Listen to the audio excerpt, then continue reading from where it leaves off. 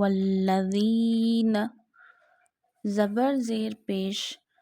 Harakats Arabic accent is you note stretch harakats while reading and you note sudden pause harakats. Don't stretch zabar on waw and lam. This is a sign of tashdeed. When tashdeed comes on any letter, the letter become mushaddad and we read mushaddad letter twice, two times. First you have to join lam with the haraka of waw. Waw, lam, zabar, wal. And secondly, you will read tashdid letter with its own haraka with a minor slight pause. Lam, zabar, la. Walla, but don't stretch zabar on lam. It's not walla, no. Walla, walladina. You have to do ya madda, but you have to read dal very softly. You must clearly differentiate between dal and za in Quran. Za is a whistle sound letter and dal we read very softly. You have to touch top of the tip of the tongue to the inner edges of your upper front teeth. Dal, ya, zir, the. This is a jazm sign, and when jazm sign comes on any letter, the letter become sakin. So before ya sakina, zir comes at the previous letter. Then you stretch ya up to one finger. So stretch it up to one finger. Walladina. Don't stretch zabar or noon. We not stretch harakats. Zabar, zir and pesh. Walladina. Minuna bima unzila. Yu'minuna. You read Hamza Sakina. When this dal shaped sign, jazm sign comes on any letter, the letter becomes Sakin. We read Hamza Sakina always with a sudden jerk. Ya Hamza Pesh Yu'minuna. We have to stretch nu because of waw madda. When waw becomes sakin and before waw sakina pesh comes at the previous letter, then you stretch waw up to one finger, one alif.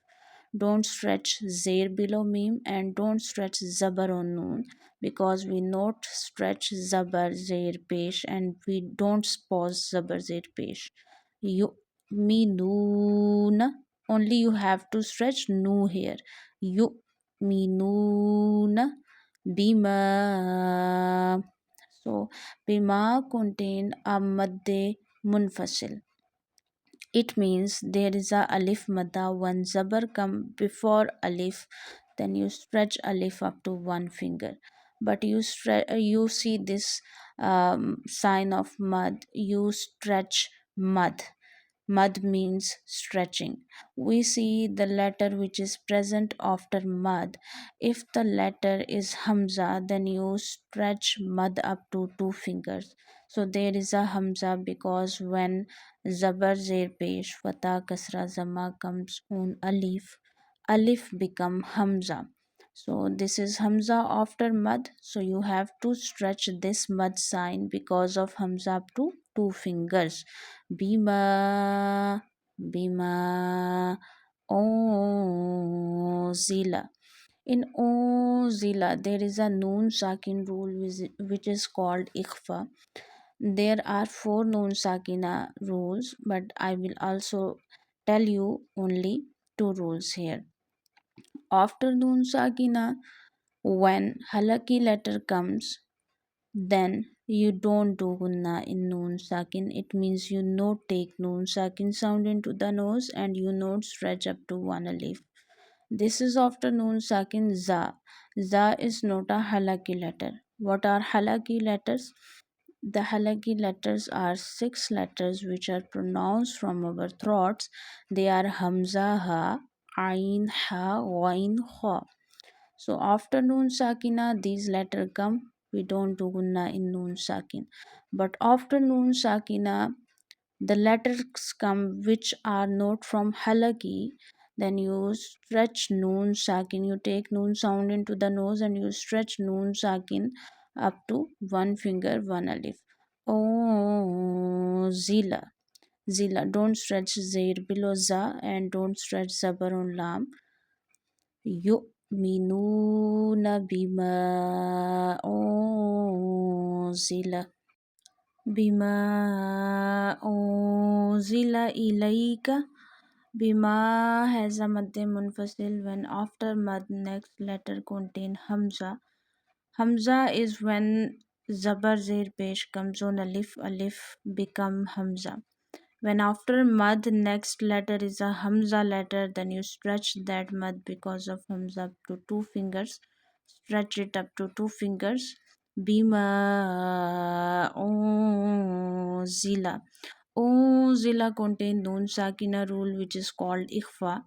We see the letter which is present after noon sakin and two zabar, two zay, two pesh. After noon sakina and tanween, if the next letter is a halaki letter, if the letter is hamza or ha, ain or ha, ghain or kha, these are called halaki letters. When after noon sakina these letter comes, we don't do gunna in noon sakin. It means we not take noon sound into the nose and we not stretch up to one finger.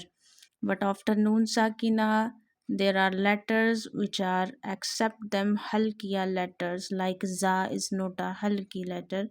Then you do gunna. It means you take noon sound, noon sakin sound, or tanween, two zabar, two zay, two pesh sound into the nose and you stretch up to one alif, one finger. This is called ikhfa gunna. So do gunna. Zila, zila. Don't stretch zair below za and don't stretch zabar on lam, because we read harakat zabar, zair and pesh without stretching, without sudden pausing the voice. Bima unzila ilayka. Don't stretch lay because of ya lean. When zabar comes before ya sakin, ya is sakin because of this dal shaped sign. Any letter that contain a jazm sign on it, you call them sakin letter, like this is ya sakina, noon sakina. So when before ya sakina zabar come, then you don't stretch that ya, you not sudden pause that ya, like ilaika. Don't read like this, ilaika, ilaika wama. This is also madde munfasil. After mad this is also hamza, so you have to stretch this mad how many alifs? Up to two fingers, two alif. Wama unzila. Same rule of noon sakin, same rule of zir and zabar. Don't stretch them, don't sudden pause them, read them softly. Unzila. Meo qablik. Meo contain noon sakin rule which is called ifa. When after noon sakin the letter is a halaki letter, like the letter is from hamza, ha, ain, ha, ghain, kha. These six letters are called halaki letters because we read them from our throat. After noon sakina halaki letter comes, then you don't do gunna in noon sakin sound. It means you not take noon sound into the nose and you not stretch up to one alif. And if after noon sakin a known halaki letter come, then you stretch noon up to one finger, one alif, like meo qablik. So you have to do ikhfa here. Qab, qaf is a mustalia letter. It means you always read this qaf whether it has a zabar, zayd, peshani sign on it. You read it with a thick voice, so read it qaf, not kaf, qaf.